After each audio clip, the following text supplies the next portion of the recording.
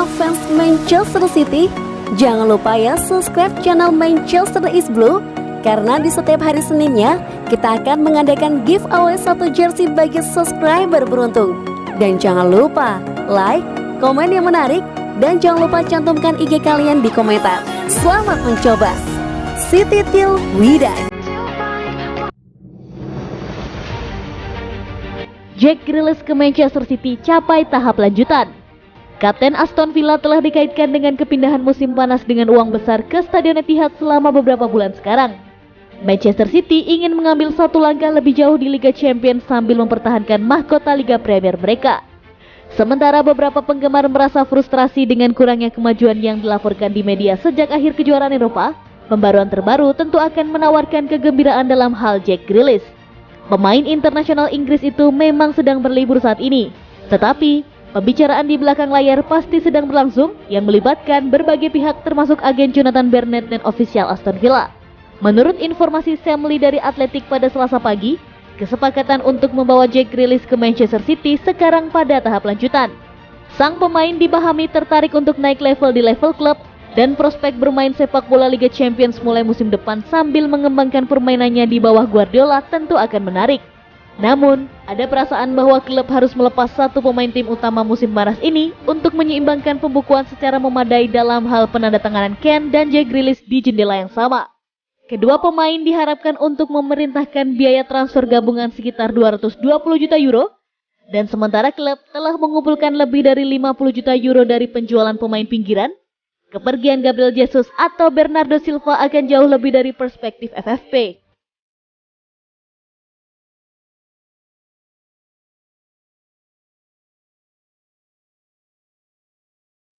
Liverpool destinasi terbaik Sterling jika hengkang dari Manchester City. Dalam realitas alternatif, Raheem Sterling bisa bekerja di bawah bimbingan Jurgen Klopp di Liverpool. Seandainya dia tetap sabar di Anfield pada musim panas 2015, dia akan melihat kedatangan pemain Jerman itu sebelum tahun berakhir. Tetapi, pemain sayap itu memutuskan untuk mengambil tantangan baru di Manchester City di bawah asuhan Pep Guardiola. Jika Sterling bertahan di klub, maka hanya beberapa bulan ke depan dia akan diperkenalkan kepada Klopp, seorang manajer yang terkenal karena meningkatkan bakat. Lihat saja apa yang dia lakukan untuk Sadio Mane dan Mohamed Salah. Di sisi lain, salah satu dari dua pemain tersebut kemungkinan tidak akan bergabung dengan Liverpool sama sekali. Saya selalu bertanya-tanya bagaimana penampilan Liverpool dengan Jurgen Klopp dan Raheem Sterling. Kata Matt Edison di podcast Liverpool.com terbaru, itu akan memiliki efek knock-on di telepon karena Sadio Mane dan Mohamed Salah dan yang lainnya. Di Manchester City, Sterling hanyalah pemain lain. Ini bukan penghinaan terhadap Sterling yang merupakan pemain kelas dunia dalam dirinya sendiri, tetapi City memilikinya dalam jumlah besar. Jika dia tidak tampil, maka dia akan dijatuhkan ke bangku cadangan. Penampilan Sterling untuk tim Gareth Southgate mungkin menjadi indikator bahwa dia bisa mengatasi tekanan yang dialami seseorang seperti Salah di Liverpool untuk tampil di setiap pertandingan yang dia mainkan. Klopp tidak pernah mendapat kesempatan untuk bekerja dengan pria Inggris itu, tetapi diragukan dia melihat kembali hal itu dan berharap dia bisa melakukannya mengingat berbagai bakat yang dia bawa untuk posisi yang sama. Akankah Liverpool tukar Sterling dengan Salah? Tidak, tapi sejarah bisa saja membuatnya begitu.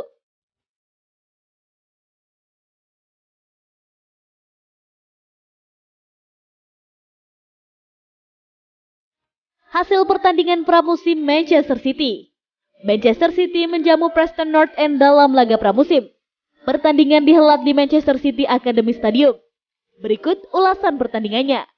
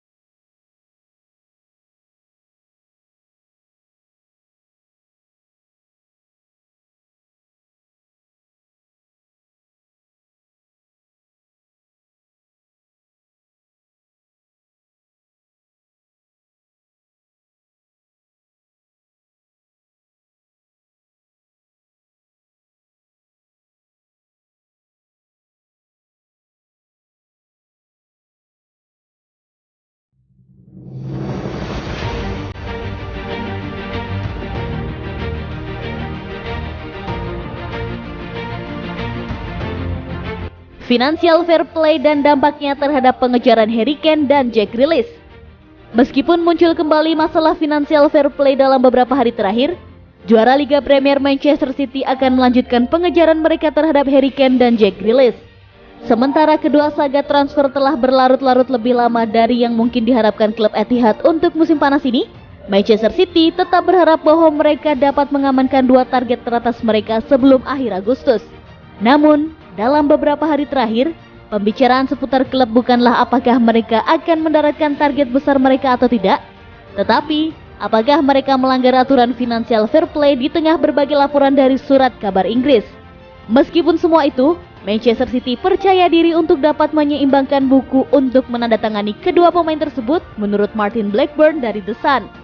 Sementara sebagian besar laporan menunjukkan bahwa juara Liga Premier itu bisa menelan biaya hingga 225 juta euro untuk mengamankan layanan dari dua bintang papan atas, Manchester City memang sudah memiliki banyak uang di bank yang dihasilkan oleh penjualan pemain. Musim panas lalu, Manchester City menjaring 45 juta euro dari penjualan Leroy Sane ke Bayern Munich dan telah mengumpulkan sekitar 50 juta euro musim panas ini dari penjualan pemain pinggiran, belum lagi 11 juta euro yang diperoleh klub dari pembelian mantan pemain Manchester United lulusan akademi kota Jadon Sancho. Secara keseluruhan, Manchester City harus memiliki uang tunai yang cukup besar untuk dibelanjakan pada Harry Kane dan Jack Grealish untuk membentuk kembali kekuatan serangan mereka.